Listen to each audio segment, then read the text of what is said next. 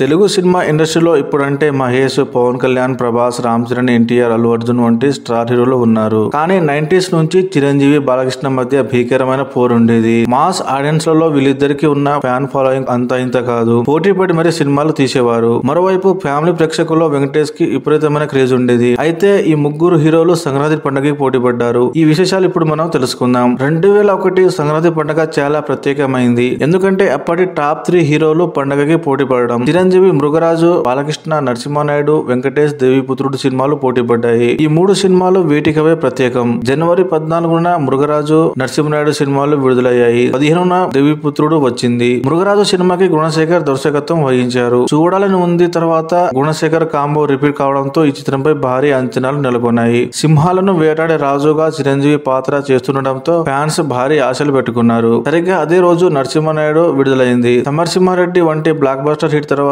Combo repeat కావడంతో ఈ చిత్రంపై కూడా భారీ అంచనాలు నెలకొన్నాయి. బి గోపాల్ వంటి మాస్ డైరెక్టర్ దర్శకత్వం వహించిన చిత్రంపై ఫ్యాన్స్ భారీ ఆశలు పెట్టుకున్నారు. దాదాపు 3 వారాల ముందే చాలా హడావుడి నెలకొంది. జనవరి 14 రానే వచ్చింది. ఈ 2 సినిమాలు భారీ ఎత్తున విడుదలయ్యాయి. మొదటి రోజు మృగరాజు సినిమాకి భారీ ఎత్తున ప్రేక్షకులు తరలి వచ్చారు. నరసింహానాయుడు సినిమాకి మొదటి రోజు ప్రేక్షకులు తాకిడి కొంచెం తక్కువగా ఉంది. మొదటి షోతోనే మృగరాజు భారీ ఫ్లాప్ టాక్ వచ్చింది. కానీ నరసింహానాయుడు వంటి మాస్ సినిమాకి బ్లాక్ బస్టర్ టాక్ వచ్చింది. రెండవ రోజు నుంచి ఈ సినిమా కలెక్షన్స్ భారీగా వచ్చాయి. ముఖ్యంగా ఈ సినిమాలో ట్రైన్ ఎపిసోడ్ చాలా హైలైట్ గా నిలిచింది. ఈ సీన్ కోసమే రిపీట్ ఆడియన్స్ వచ్చారు. రాయలసీమలో కొన్ని చోట్ల తెల్లవారుజాము నుంచే థియేటర్ల వద్ద జనాలు బారులు తీరేవారు. దాదాపు 100 రోజుల వరకు విడుదలైన అన్ని థియేటర్ల వద్ద మాస్ జాతర జరిగింది. దీంతో అప్పటి రికార్డులను బ్రేక్ చేసింది. అప్పట్లోనే ఈ సినిమా దాదాపు 25 కోట్ల షేర్ రాబట్టింది. ఆ తర్వాత జనవరి 14న దేవిపుత్రుడు విడుదలైంది. టేకింగ్ పరంగా కొత్తగా ఉన్న పేలవమైన కథనాలతో ఈ చిత్రం ఫ్లాప్ అయింది. ఒక రకంగా చెప్పాలంటే బాలయ్య మా సినిమా ముందు ఈ చిత్రం నిలబడలేకపోయింది. పోటీ